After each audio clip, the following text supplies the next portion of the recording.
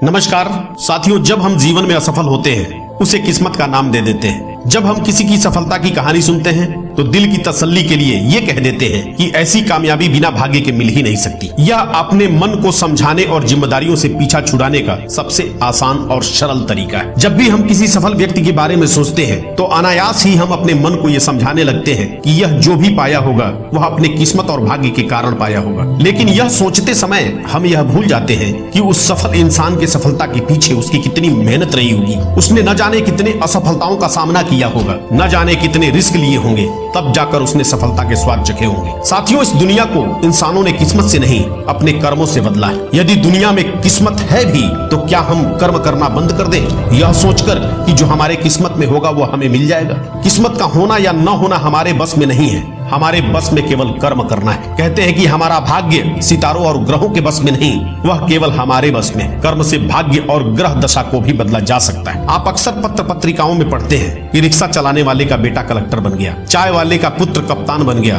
मूंगफली बेचने वाले का बेटा MBBS डॉक्टर बन गया। पढ़ा है ना?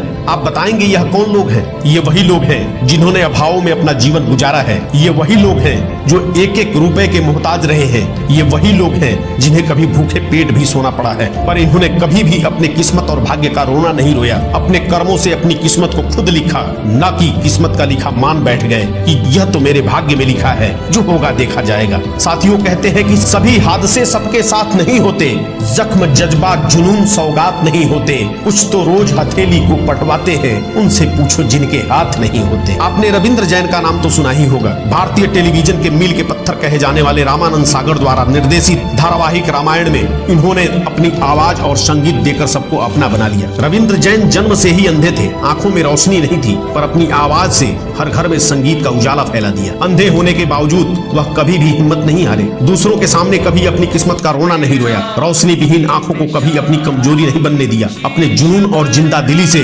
दुनिया को अपना दीवाना बना दिया। संपूर्ण भारतवर्ष में अपनी प्रतिभा का लोहा मनवाया और रामायण में अपनी संगीत और आवाज देकर अमर हो गए। इसी तरह से दूसरे उदाहरण जगत गुरु पूज्य रामभद्राचार्य जी महाराज, जिनकी आंखों से जन्म के 2 माह बाद ही रोशनी चली गई। परंतु आश्चर्य यह नहीं कि उनके पास आंखें नहीं हैं, आश्चर्य तो यह है कि जिनके पास आंखें हैं वह भी उनके विद्वता और अद्वितीय ज्ञान के समक्ष टिक नहीं पाते। उनके तर्क संगत विचारों की काट किसी के पास नहीं। एक इंसान के कर्म की प्रबलता का उदाहरण और क्या हो सकता है कि पद्म विभूषण से सम्मानित पूज्य रामभद्राचार्य जी 22 भाषाओं के जानकार हैं और आंखें न होने के बावजूद भी 80 से भी अधिक पुस्तकों और ग्रंथों की रचना कर डाली। उन्हें तुलसीदास पर भारत के सर्वश्रेष्ठ विशेषज्ञों में गिना जाता है। वे ना तो पढ़ सकते हैं, ना लिख सकते हैं, ना ब्रेल लिपि का प्रयोग करते हैं। वे केवल सुनकर सीखते हैं और बोलकर लिपिकारों द्वारा अपनी रचनाएं लिखवाते हैं। इससे भी बड़ा आश्चर्य तो यह है कि मात्र 5 वर्ष की अवस्था में अपने पड़ोसी से सुनकर 15 दिनों में श्लोक संख्या सहित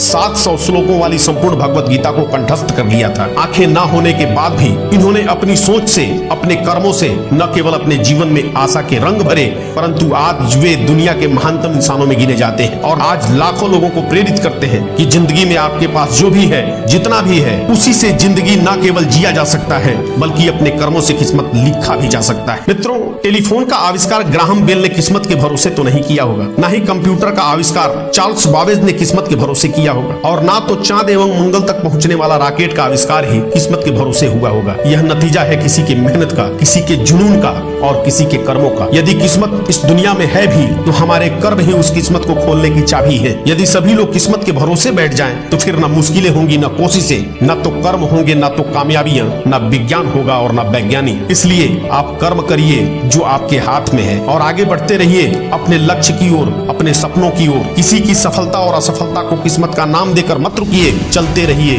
बढ़ते रहिए और लिख दीजिए अपने भाग्य को अपने हाथों से, क्योंकि समस्याओं का अपना कोई आकार नहीं होता, वे तो सिर्फ हमारी हल करने की क्षमता के आधार पर छोटी या बड़ी होती है। दोस्तों, आपको यह वीडियो कैसा लगा हमें कमेंट कर जरूर बताएं। दोस्तों को ज्यादा से ज्यादा शेयर करिए, क्योंकि आपका एक शेयर किसी की किस्मत तो नहीं बल्कि किसी की सोच जरूर बदल सकता है। कहते हैं कि इधर उधर कहाँ भटक रहा है, सब कुछ है तेरे पास, कर बहिया बल आपनी, छोड़ वीरानी आस। आगे भी आपको मेरा वीडियो आसानी से प्राप्त हो सके इसके लिए चैनल को सब्सक्राइब जरूर करिए। नोटिफिकेशन के लिए घंटा बजाना न भूलें। धन्यवाद।